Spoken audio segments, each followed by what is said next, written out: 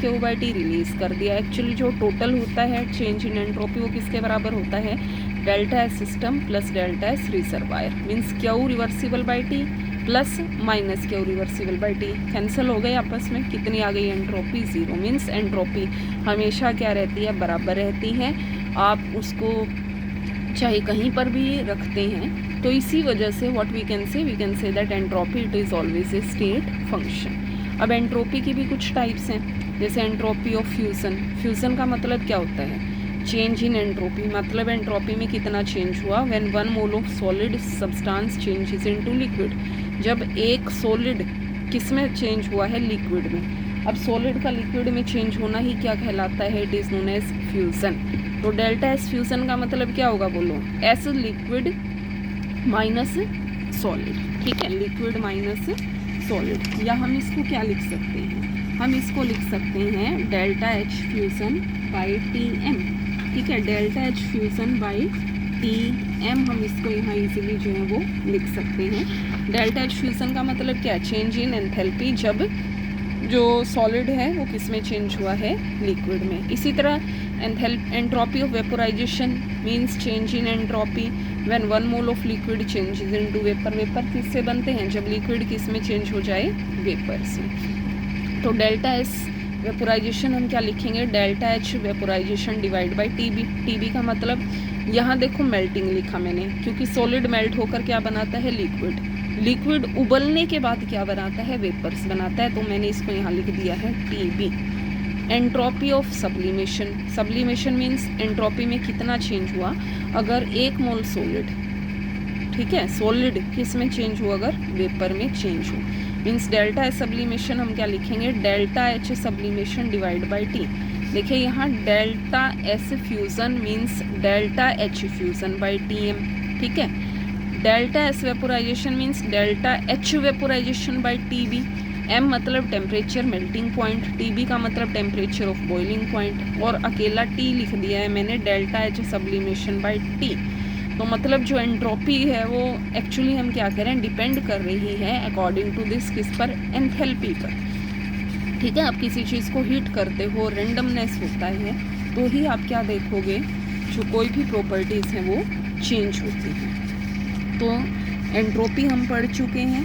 अब एंट्रोपी के बाद what we will study here, actually जो एंट्रोपी है उसी को हम फर्दर स्टडी करेंगे। एक्चुअली जो टोटल एंट्रोपी होती है वो किस किस के इक्वल होती है, delta S system plus delta S surrounding की। अब मान लीजिए एंट्रोपी पॉजिटिव है, ठीक है, एंट्रोपी अगर पॉजिटिव है ना किसी की, तो प्रोसेस स्पॉन्टेनियस है, लगातार चलेगा। अगर एंट्रोपी नेगेटिव है तो मतलब प्रोसेस क्या है, नॉन स्पॉन्टेनियस है, वो कॉन्टीन्यूसली नहीं चलेगा। और अगर एंट्रोपी ज़ीरो है, मतलब पार्टिकल्स मूव ही नहीं कर रहे, मतलब प्रोसेस न फॉरवर्ड होगा न बैकवर्ड होगा, वो इक्विलिब्रियम आ गया, मतलब एक बैलेंस आ जाता है। और स्पॉन्टेनियस के लिए हमेशा डेल्टा सिस्टम और सराउंडिंग, ठीक है, इनकी एंट्रोपी क्या है, ज़ीरो से ज़्यादा होनी चाहिए, मतलब कुछ ना कुछ इसमें मूवमेंट होना चाहिए। और इसी के अकॉर्डिंग हम आज पढ़ेंगे जो थर्मोडायनेमिक्स का सेकंड लॉ है। क्या कहता है, देखिए थर्मोडायनेमिक्स का second law, all spontaneous process, कोई भी जो लगातार चलने वाला प्रोसेस है वो थर्मोडायनेमिकली इरिवर्सिबल है, मतलब वो चेंज नहीं हो सकता, वो रिवर्स नहीं हो सकता। जैसे आप देखते हो जो पानी है ऊपर से नीचे आता है, नीचे से ऊपर नहीं जा सकता।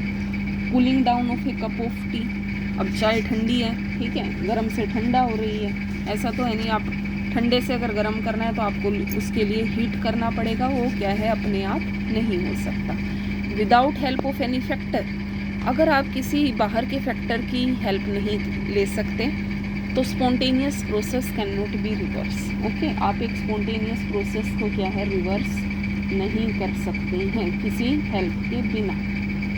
और जो फर्स्ट लॉ है वो कहता है heat is converted into work, और वर्क किसके बराबर होता है, जितनी हीट एब्जॉर्ब कर ली, ठीक है। तो जैसे आप ये देखोगे, अगर एक हीट प्रोड्यूस होती है in a locomotive, it is not full utilise in running the train, अगर सिर्फ हीट ही है तो वो पूरी तरीके से एक ट्रेन को रन नहीं कर सकती। कुछ अमाउंट में जो हीट है ना एक्चुअली वो लॉस भी हो जाती है सराउंडिंग्स के अंदर। तो मतलब जो सेकंड लॉ है वो क्या कहता है, all spontaneous process are accompanied by increase of entropy. मतलब जो लगातार चलने वाले प्रोसेस हैं उसमें एंट्रोपी भी क्या होती है, लगातार बढ़ती रहती है, और जो एंट्रोपी है यूनिवर्स की वो लगातार इंक्रीज हो रही है। अब जो नेक्स्ट है टर्म वो बहुत ज़्यादा इंपॉर्टेंट है, दैट इज़ गिव्स फ्री एनर्जी। जो इक्वेशन है ये आपको ध्यान रखनी है, G equal to H minus T S. G का मतलब गिव्स फ्री एनर्जी है, H मतलब एंथैल्पी, T मतलब टेम्परेचर, S का मतलब एंट्रोपी। G1 इनिशियल के लिए G1 हम निकालेंगे, G1 H1 minus TS1, G2 H2 minus TS2 final state के लिए है। अब डेल्टा जी अगर आप सीधा लिखना चाहते हो, डेल्टा का मतलब चेंज इन एंथैल्पी किसके बराबर होगा, delta H minus T delta S।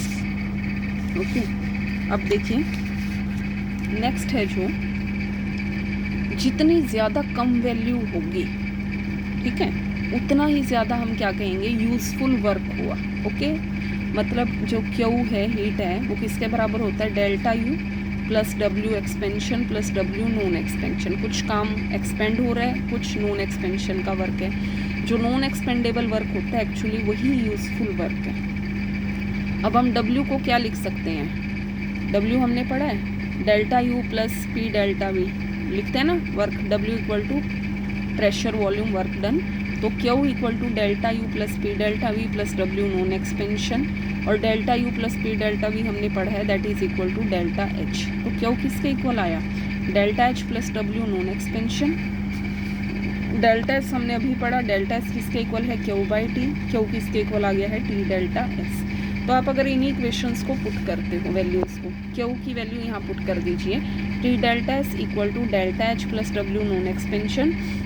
यहाँ से इक्वेशन वही आ जाती है, delta G equal to delta H minus T delta S। But जो मेन आया है यहाँ पर, जो डेल्टा G है वो है W नॉन एक्सपेंशन नेगेटिव, मतलब जितना नेगेटिव होगा डेल्टा जी की वैल्यू उतना ही वर्क डन होता है हमेशा यूज़फुल। अगर आप इसको नहीं करना चाहते हैं तो आप यहाँ से सिर्फ इतना याद रखेंगे, जितनी ज़्यादा नेगेटिव वैल्यू हो डेल्टा जी की उतना ही वर्क डन मैक्सिमम होगा।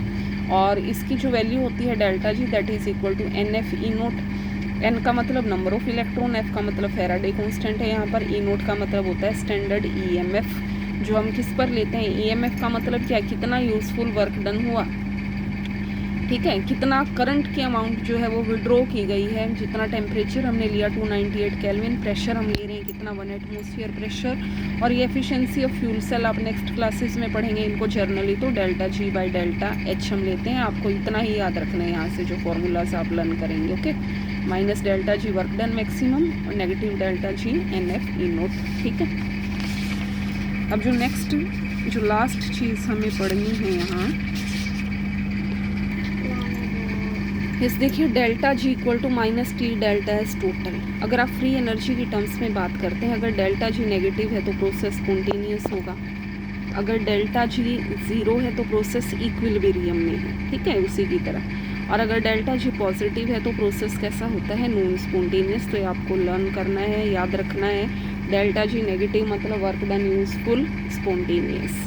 डेल्टा जी किसके बराबर है, delta H minus T delta S, ये आपके लिए वर्क भी है। अगर मान लीजिए आप दोनों को नेगेटिव करते हो, डेल्टा H और टी डेल्टा एस दोनों ही नेगेटिव ले लेते हो, और डेल्टा H किससे ज़्यादा है, टी डेल्टा एस से, तो क्या इक्वेशन बनेगी, देखो delta G equal to delta H negative ले लिया हमने, टी डेल्टा एस भी हमने क्या ले लिया, नेगेटिव ले लिया, minus delta H minus minus T delta S, T delta S minus minus क्या हो गया, प्लस हो गया, डेल्टा H क्या हो गया, माइनस हो गया। हमने क्या किया यहाँ पर, डेल्टा H किससे ज़्यादा लिया है, टी डेल्टा एस से, तो यहाँ कंडीशन बनती है। अब मान लीजिए delta H T delta S से ज़्यादा है तो प्रोसेस डेल्टा जी नेगेटिव आ गया, और हम क्या देखेंगे, जो प्रोसेस है वो कैसा हो गया, स्पॉन्टेनियस हुआ। अगर मान लीजिए डेल्टा H कम हो जाता है टी डेल्टा एस से, तो डेल्टा जी कैसा आएगा, पॉजिटिव आएगा, मतलब प्रोसेस कैसा होगा, नॉन स्पॉन्टेनियस। अगर डेल्टा जी ज़ीरो होता है तो डेल्टा H किसके इक्वल होगा, टी डेल्टा एस के, मतलब प्रोसेस किसके अंदर होगा, दैट इज़ इन इक्विलिब्रियम। हम इस इक्वेशन को और लिख सकते हैं, delta G equal to delta G nought standard plus R T log Q. अब आर टी लॉग क्यू का मतलब यहाँ रिएक्शन के लिए हम लेंगे किसी के लिए भी, इक्विलिब्रियम आर टी लॉग के अगर मान लीजिए आपने डेल्टा जी को ज़ीरो कर दिया, मीन्स एनर्जी हम क्या कर रहे हैं यहाँ पर, अगर ज़ीरो कर देते हैं, ठीक है, तो आप क्या देखेंगे, व्हाट यू विल सी, आप यहाँ देख रहे हो स्टैंडर्ड जो कंडीशंस होती हैं फ्री एनर्जी चेंज, जब इक्विलिब्रियम आ जाता है तो हम डेल्टा जी को जीरो के बराबर लिखते हैं, ठीक है, जब इक्विलिब्रियम आता है तो हम डेल्टा जी को ज़ीरो के बराबर लिखते हैं, और क्यू किसके बराबर आ जाता है, के बराबर आ जाता है। तो हम लिख सकते हैं ना इसको, इक्विलिब्रियम पर zero equal to delta G nought plus R T log K, delta G note किसके बराबर आ गया, माइनस आर टी लोग के, और इसको अगर आपको सिंपल लोग में बदलना है, हम पहले पढ़ चुके हैं, -2.303 कॉन्स्टेंट है लोग के, या आप इसको एक्सपोनेंशियल फॉर्म में इस तरीके से लिख सकते हो, k equal to E minus delta G by R T. Log K यहाँ से आप वैल्यू लिख सकते हो, लोग के किसके बराबर होता है, T delta S minus delta H by R T. Third law जो थर्मोडाइनमिक्स का है, what it says that the entropy of a perfectly crystalline solid, जो एंट्रोपी होती है जो बिल्कुल सॉलिड फॉर्म में है वो ज़ीरो होती है, कोई मूवमेंट नहीं होती उस टाइम पर। कब, अगर टेम्परेचर आप कितना करते हो, एब्सोल्यूट ज़ीरो, मतलब एब्सोल्यूट ज़ीरो टेम्परेचर पर जो सॉलिड है उसमें कोई डिसऑर्डर नहीं होता। आप इसकी इक्वेशन ये देख सकते हैं, एस एंट्रोपी सी पी लोग टी, सी पी क्या होता है यहाँ पर, हीट कैपेसिटी है यहाँ जो ज़ीरो से टी केल्विन तक है, लोग टी का मतलब क्या होगा, टेम्परेचर, एस का मतलब एंट्रोपी, कितनी होगी एंट्रोपी, ज़ीरो होगी, किस पर, परफेक्टली क्रिस्टल की एट एब्सोल्यूट ज़ीरो, ठीक है। तो ये कुछ इक्वेशंस या फॉर्मूलाज हैं जो आप यूज़ करेंगे थर्मोडायनेमिक्स के अंदर। Okay, thank you, have a nice day.